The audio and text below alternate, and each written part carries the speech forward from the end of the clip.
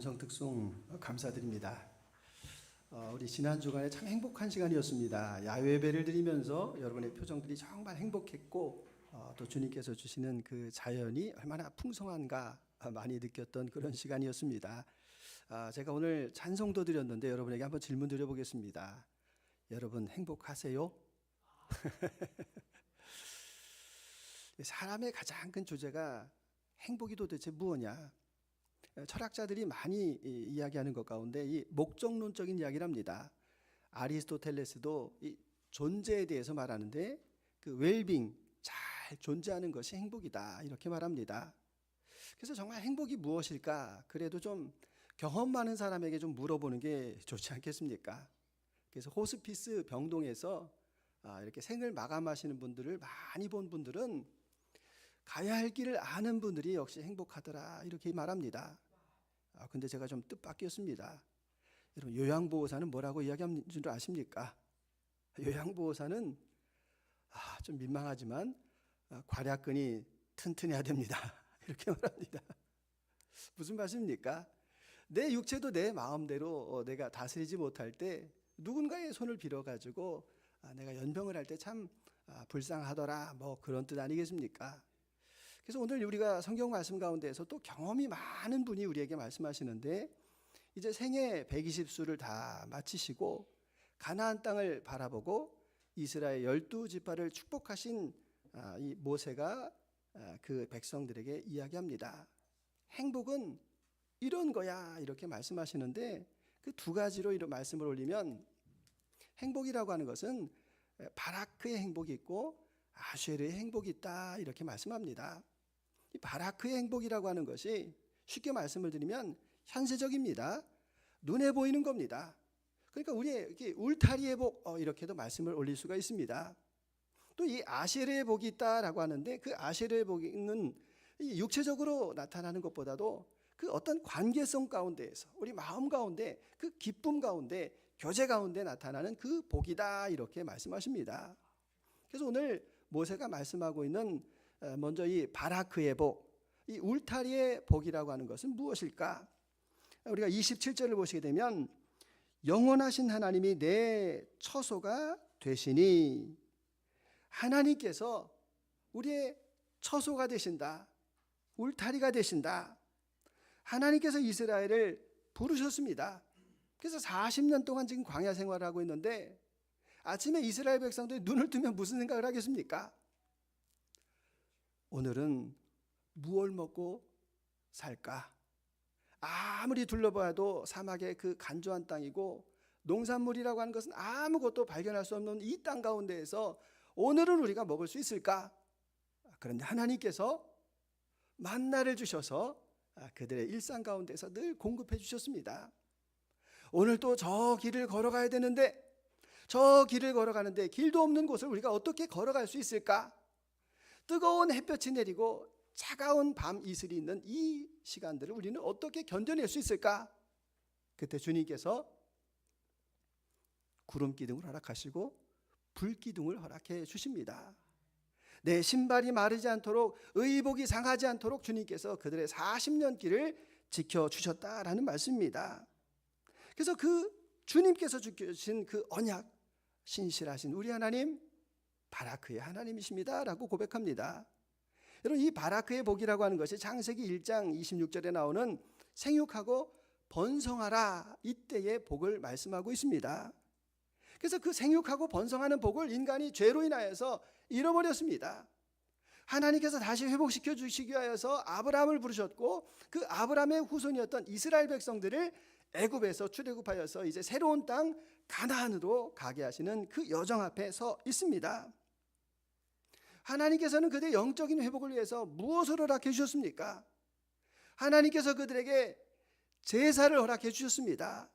레위기에 보시게 되면 번제, 소제, 화목제, 속건제, 속죄제와 같은 그 하나님을 만나고 그 죄를 씻을 수 있는 제사를 허락해 주셨습니다. 하나님께서 또 그들과 동행하기 위하여서 절기를 허락하십니다. 유월절, 오순절, 초막절을 하나님의 성전에서 지키라라고 그들과 동행을 말씀하십니다. 그들이 하나님을 어떻게 섬기고 그 백성 사이에서 어떻게 살아가고 그 법을 지켰을 때 어떤 복이 있고 그 법을 지키지 못했을 때 어떤 저주가 있는가라는 것을 말씀해 주시기 위해서 율법을 주십니다. 613가지의 그 율법을 통해서 그들이 하나님 앞에 어떻게 살아가는가라는 것을 말씀해 주십니다. 그 하나님의 존재를 다시 말씀하고 있는데 그 말씀이 27절 두 번째 절에 나와 있는 그의 영원하신 팔 이렇게 말씀합니다. 하나님의 그 돌보심이 그 영원한 팔로 나타난다는 겁니다. 잘 생각해 보시게 되면 그 영원이라는 단어와 저와 여러분들은 관계가 없습니다. 우리 영원히 사는 사람이 아닙니다. 우리는 완벽하신 그 하나님의 앞에 서기에도 부족하고 먼지와 같은 그런 연약한 존재임을 우리는 고백할 수가 있습니다. 그런데 영원하신 하나님께서 그 크신 편팔로 그 백성을 이제까지 지키고 보호해 주셨습니다.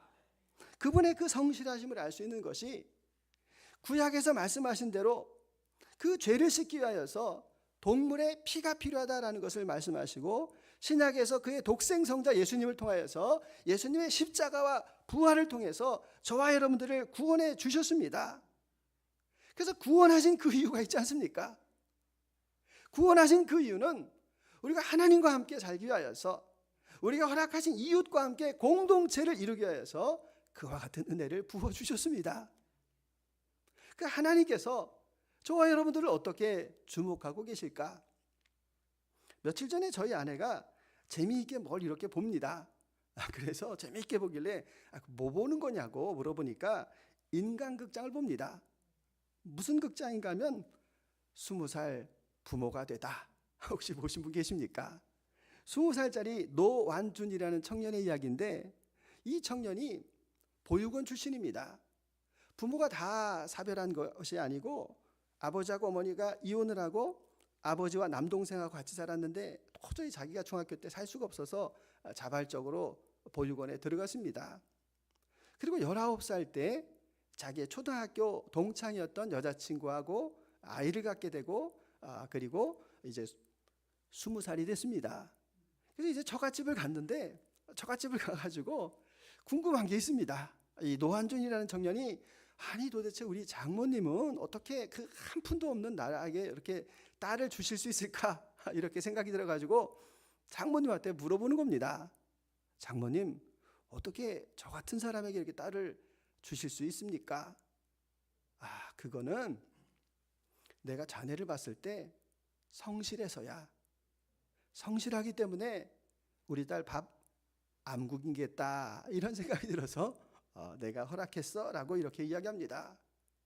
그리고 그 장모님이 그 아이를 이렇게 돌보는데 그 사랑스러운 그 눈빛 있지 않습니까?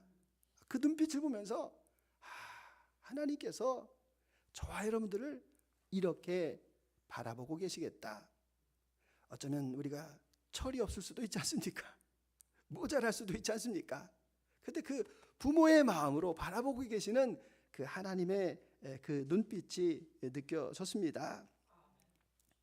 하나님께서 저와 여러분을 부르신 구체적인 이유를 좀 찾아보게 되면 우리를 사랑으로 불러주시고 하나님께서 우리에게 어떤 책임감을 맡겨주셨습니다. 그 책임감은 히브리서 12장 23절에 나오는 대로 하나님의 나라는 장자들의 모임이다. 이렇게 말씀하십니다. 여러분 장자라는 말 딱 이해가 되시지 않습니까? 장자는 아버지의 기력을 이어가는 것이고 재산을 2배로 물려받는 것이고 축복권도 있다. 이것이 우리가 알고 있는 장자지만 그 장자는 여러분 그냥 이해하고 들으십시오.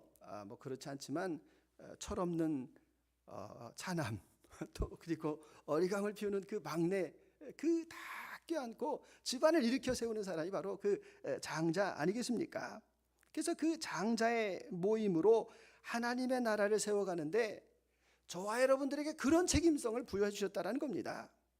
그 구체적인 것이 무엇인가 하면 구약에서 나오는 고엘 아닙니까? 고엘. 여러분 다 아시는 것처럼 유다와 다말 사이에서 대를 잇기 위하여서 고엘 제도가 나옵니다.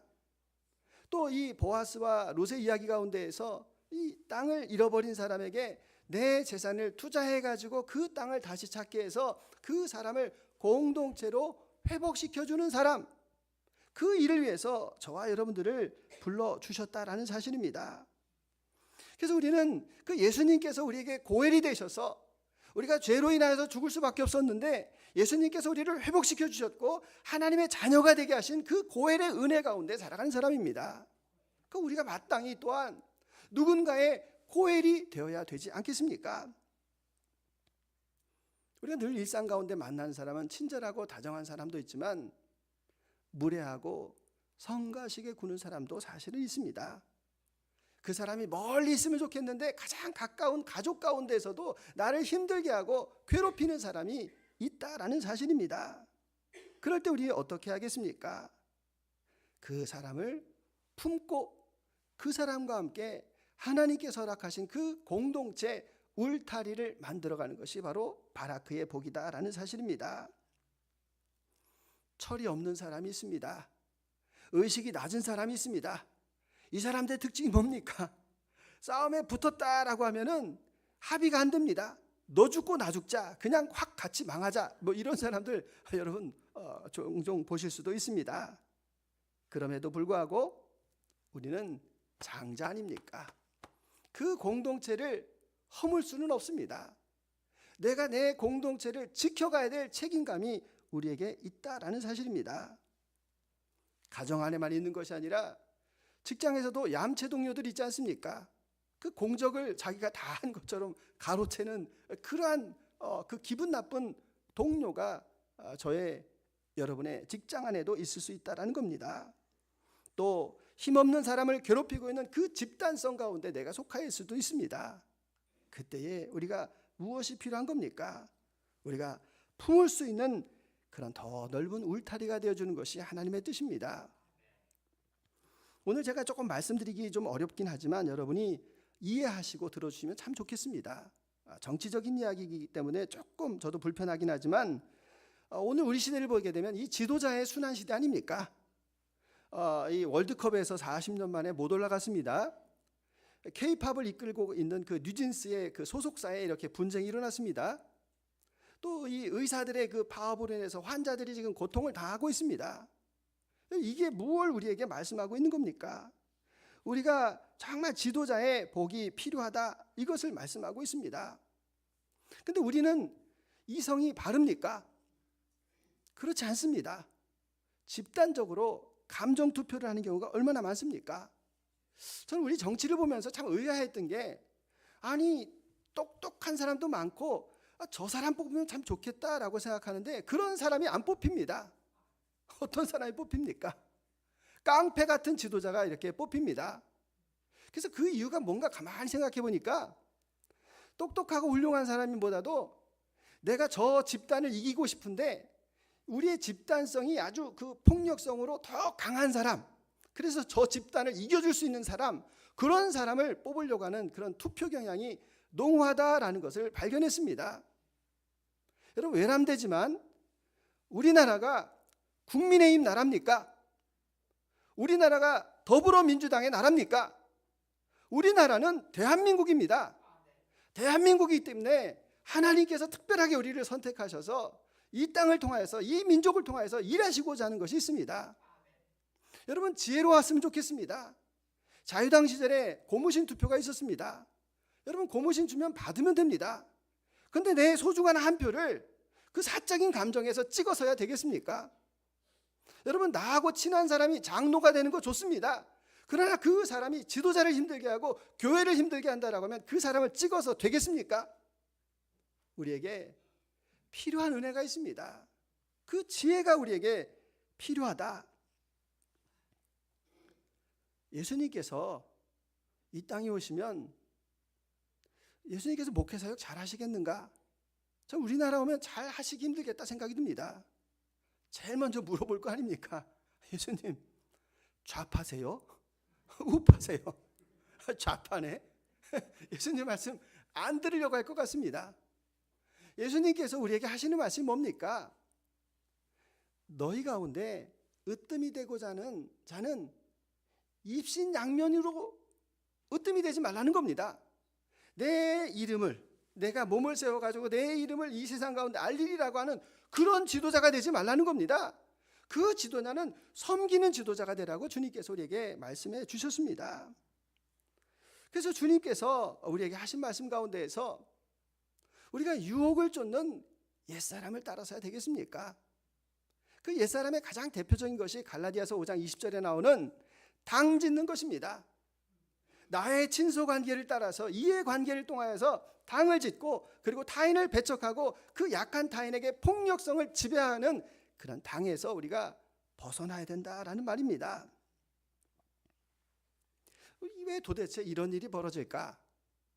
그 마틴 루터가 쓴 책 가운데에서 이 탁상대담이라는 이런 글이 있습니다. 어떤 글인가 하면 하나님께서 어떤 나라를 징계하실 때 선량하고 경건한 지도자와 교사를 거두어 가신답니다. 굉장히 무서운 말 아닙니까? 선량하고 그 착한 교사와 지도자를 거두어 가시는데 사람들은 그것에 대해서 깨닫지 못하고 그저 즐겁고 안전하다 뭐 이렇게 살아간다고 합니다. 진리와 교리에 대해서 무시하고 사납고 방탕하고 마귀적인 생활이 그들의 삶 속에 나타나는 때가 그때가 그 나라가 하나님께서 망하게 하시는 때다라는 그런 글이 담겨져 있습니다. 도끼가 나무에 있을 때 여러분 얼마나 위험한 상태입니까? 오늘 우리 시대 가운데에서 지도자를 위하여서 우리의 울타리를 위해서 이 바라크의 복을 위해서 우리가 기도할 때입니다. 주님께서 우리에게 주시는 그 은혜를 가지고 주님, 내가 속하여 있는 내 가정, 내가 속하여 있는 나의 일터, 나의 교회, 나의 민족을 세워가겠습니다라고 하는 그런 기도가 필요합니다. 그래서 오늘 우리가 예배를 마치고 우리가 티타임을 하지 않습니까? 티타임 가운데에서 두 번째 질문이 그겁니다. 내가 공동체를 위해서 기도할 지도자가 누구입니까? 그 세 사람이 있습니다. 가정과 교회와 직장과 나라와 이 세 개 가운데에서 내가 중보하고 기도해야 될 그 지도자를 기억하시고 주님께서 주시는 이 울타리의 복을 허물지 않기를 원합니다. 나에게 주신 이 바라크의 복이 넘쳐나기를 원합니다. 이런 고백이 저와 여러분 가운데 함께 하실 수 있기를 소망합니다.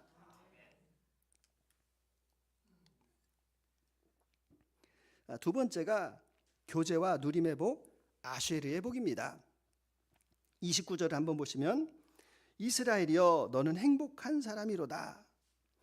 이스라엘을 행복한 사람, 아쉐르의 복을 가지고 있는 사람이다 라고 말합니다. 왜냐하면 언약 백성 아닙니까? 언약 백성. 그 언약 백성에도 더 특별한 의미가 있는데 이미 실패를 경험한 1세대를 경험하고 바라보았던 2세대라는 사실입니다. 여러분 우리가 내가 서 있는 자리에서 내가 어떤 존재인가를 깨닫는데 실패라고 하는 것은 굉장히 중요한 의미를 가지고 있습니다. 우리가 이 다윗을 한번 보시게 되면 다윗이 훌륭한 왕이 된 이유가 뭡니까? 저는 틀림없이 사울왕 덕분이다 이렇게 생각을 합니다. 사울왕이 어떤 사람이었는가 하면 실패한 사람이었습니다. 왜 실패했습니까? 그는 시기했고 미워했고 그리고 자기의 것만을 추구하던 그런 욕심 많은 왕이었습니다. 그 실패를 누가 본 겁니까? 다윗이 본 겁니다.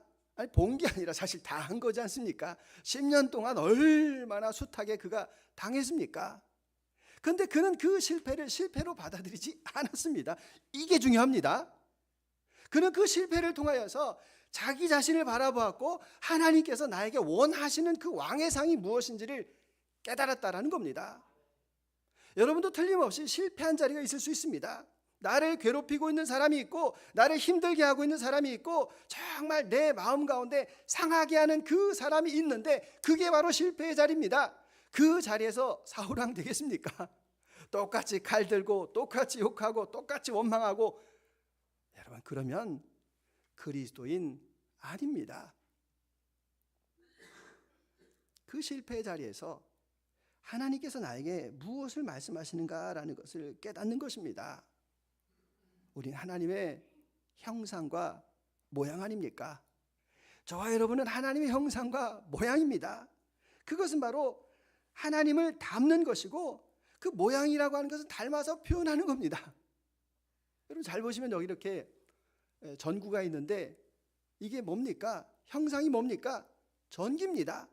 그 모양이 뭡니까? 전구입니다. 동그란 전구도 있고 이렇게 일자형 전구도인데 이게 모양입니다.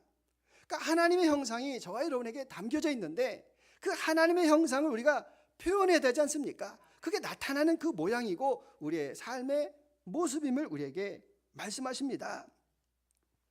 그래서 우리는 외적으로 하나님의 영광을 위해서 살아가는 겁니다. 영광을 위해서.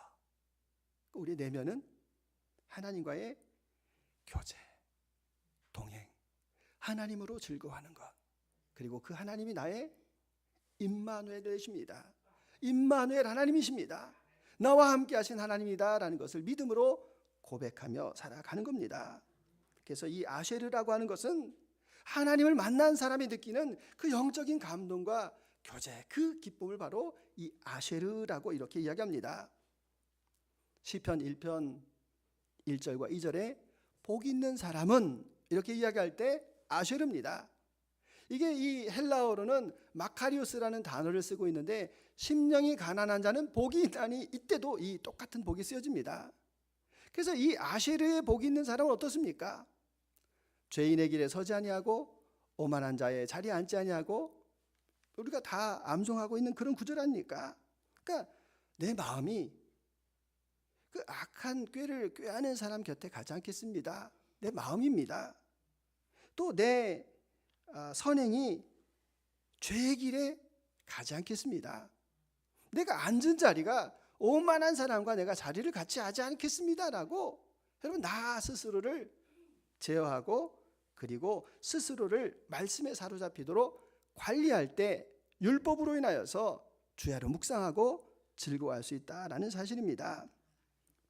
그래서 우리는 이 여호수아에게 하셨던 말씀을 들어볼 필요가 있습니다. 너는 이 말씀을 내 마음에 지켜서 율법을 행하고 좌로나 우로나 치우치지 않으면 너에게 형통하게 하시겠다. 형통하게 하시겠다. 좌우로 치우치지 아니하고 그 율법의 말씀을 지킬 때 형통하게 하시다라는 그 말씀을 우리가 기억하는 것입니다. 그래서 그 교제의 즐거움이 얼마나 큰가. 반대로 우리가 하나님 앞에 교제하지 못할 때, 우리가 하나님과 멀어질 때, 하나님 말씀에 어긋날 때, 죄악 가운데 거할 때 얼마나 큰 고통이 임합니까? 다윗이 시편 51편에서 우리에게 말씀하고 있는데 51편 10절 같이 읽습니다. 하나님이여 내 속에 정한 마음을 창조하시고 내 안에 정직한 영을 새롭게 하소서. 나를 주 앞에서 쫓아내지 마시며 주의 성령을 내게 거두지 마소서. 주의 구원의 즐거움을 내게 회복시켜 주시고 자원하는 심령을 주사 나를 붙드소서. 아멘.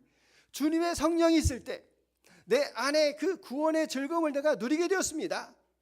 주님의 그 성령이 있을 때 내 안에서 자원하는 심령이 있었습니다.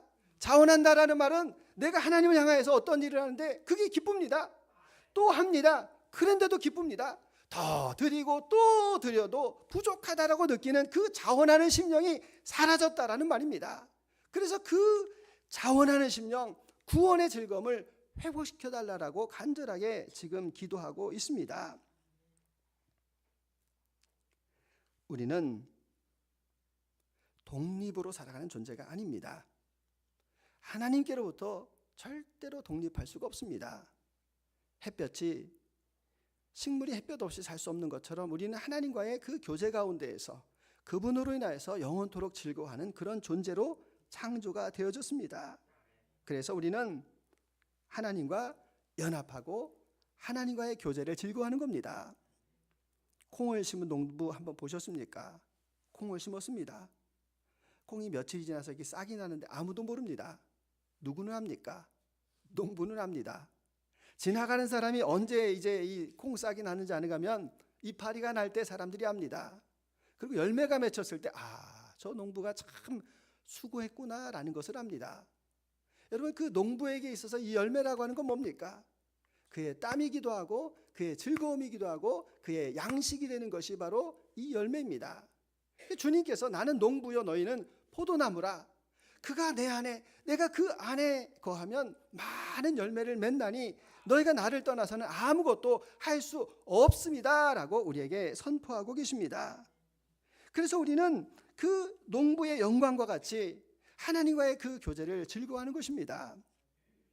얼마 전에 저에게 참 감사가 있었습니다. 제가 아침에 듣는 방송 가운데 이 어메이징 그레이스라고 하는 정민 아나운서의 CBS 방송을 이렇게 듣습니다. 방송을 들을 때 이렇게 영어로 된 이 찬양이 많이 나오는데 그날 찬양 가운데에서 이런 찬양이 흘러나왔습니다. Peace, peace, wonderful peace, coming down from the Father of all. Sweep, oh my sweep, oh I pray, faithfulness. 그 찬양이 이렇게 쭉 나오는데 제가 무슨 생각이 드는가 하면, 이 찬양이 과거에도 있었고 지금도 있었고 영원히 찬양이 있을 텐데 하나님 앞에 그 찬양을 드리고 있는 것이 얼마나 감사한가. 나는 이 영원 속에서 그저 먼지와 같은 존재였는데 하나님께서 나에게 찬양을 드릴 수 있는 이 은혜를 주신 것이 얼마나 감사한가. 주님께서 그 찬송을 통하여서 우리의 입술을 통하여서 하나님께도 영광을 돌리게 하지만 시와 찬미와 신령한 노래로 서로 화답하고 우리 서로에게 그 영광을 돌려드릴 수 있게 하신 그 은혜가 얼마나 큰가. 우리 남성 중창이 찬양을 하였지만 하나님께도 영광을 돌렸지만 근데 여러분에게도 영광을 돌리지 않았습니까? 나를 그러한 존재로 만들어주신 것이 얼마나 감사한가. 그날 그 찬양을 들으면서 제가 내내 감격하였습니다. 우리는 서로에게 아쉐르의 삶을 살아가 주는 사람입니다. 내가 아쉐르의 삶을 살아갈 때 나를 통하여서 그 향기가 이 공동체 가운데 흘러 넘쳐날 수가 있습니다. 제가 전도지를 만들면서 이번에 서로가 꽃이다라는 그런 시를 한번 적어봤습니다. 나체주 시인인데 이런 내용입니다. 우리는 서로가 꽃이고 기도다. 나 없을 때 너 보고 싶었지. 생각 많이 났지. 나 아플 때 너 걱정됐지. 기도하고 싶었지. 그건 나도 그랬어. 그건 나도 그래. 우리는 서로가 기도이고 꽃이다. 오늘 우리 시대를 보게 되면 각자 살아갑니다. 제가 숭실대에서 학생들을 만나는데 걱정은 왜 그렇게 많은지. 근데 그 걱정을 해결하는 방법이 뭡니까? 넷플릭스가 해결해 줍니다. 게임이 해결해 줍니다. 그냥 바쁘게 살아가는 게 해결해 주는 것처럼 그 자기 자신에 대해서 돌아보지도 않고 그냥 분주하게 살아가는 학생들을 제가 많이 봅니다. 결국 주님께서 우리에게 하시는 그 말씀이 무엇입니까? 너의 울타리가 중요하다. 잠언에서 나오는 말씀과 같이 울타리가 넘어지면 뱀이 그 안으로 들어가게 되어 있습니다. 우리는 울타리를 든든하게 지키는 것이 하나님의 은혜입니다. 그래서 하나님, 나의 울타리가 든든하고 평안하기를 원합니다. 나에게 주님 바라크의 은혜를 허락하여 주시기를 원합니다. 뿐만 아니라 그 울타리 안에서 주님께서 주신 것에 감사하여서 나에게 교제의 은혜가, 찬양의 은혜가, 감사의 은혜가 늘 흘러 넘쳐납니다. 내가 울타리 바라크의 복이 있을 때 내가 감사를 누릴 수가 있습니다. 내가 교제하는 그 아쉐림의 누림이 있을 때 나의 울타리가 더 든든해질 수가 있습니다. 주님, 주께서 주신 그 울타리의 복을 내가 지켜가겠습니다. 지도자를 위해서 기도하겠습니다. 연약한 자를 돕는 자가 되겠습니다. 주님께서 주시는 그 아쉐리의 복으로 내가 주님과의 교제를 기뻐하고 그 교제가 흘러 넘쳐서 나의 공동체 안에 평강이 되게 하여 주시고 주님의 은혜가 가득한 그러한 귀한 삶을 살기를 원합니다. 이런 믿음의 고백으로 나가시는 저와 여러분 모두가 다 되시기를 주님의 이름으로 축원합니다. 주님 감사합니다. 주님께서 우리에게 주시기를 원하시는 것이 행복입니다. 그런데 울타리가 없는 사람은 그 행복을 누릴 수가 없습니다. 행복을 주셨음에도 그것에 감사하지 못하고 누리지 못하는 사람도 행복하지 못합니다. 우리는 바라크의 복을 가지고 우리의 울타리를 든든하게 하기를 원합니다. 아세르의 복을 가지고 내가 누림과 교제 은혜가 더 흘러넘쳐나기를 원합니다. 우리를 지켜주시고 보호하셔서 나의 삶이, 나의 공동체가 주의 은혜로, 주의 복으로, 든든함으로 행복한 우리들 다 되게 하여 주시옵소서. 감사드리며 예수 그리스도의 이름으로 기도드립니다. 아멘.